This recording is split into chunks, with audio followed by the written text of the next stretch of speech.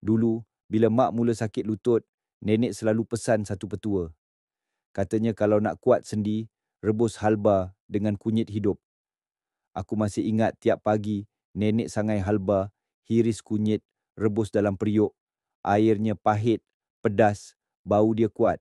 Tapi mak kata, bila konsisten minum, lutut dah kurang mencucuk, sengal badan pun reda. Masalahnya bila umur makin tua, nak buat air rebusan tu hari-hari bukan senang. Nak kupas kunyit, sangai halba, rebus air kadang malas, kadang tak sempat.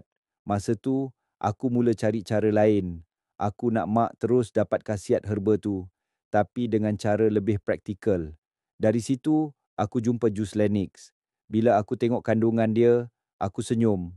Sebab selain kunyit dan halba yang nenek amalkan dulu, jus Lenix tambah lagi satu herba yang memang kuat untuk sendi tulang gunung. Herba ni berfungsi untuk pelinciran sendi, redakan keradangan dan kuatkan rawan lutut. Sekarang mak cuma koyak paket jus Lenix, terus minum. Tak payah rebus, tak payah tumbuk.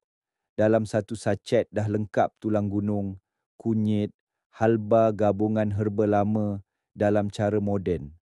Alhamdulillah, lepas seminggu aku tengok mak boleh bangun dari duduk tanpa pegang lutut. Dia kata, lutut dah tak seketat dulu. Petua lama tetap berkesan, cuma sekarang lebih mudah. Jus Lenix ni memang cara moden teruskan warisan nenek untuk jaga lutut dan sendi.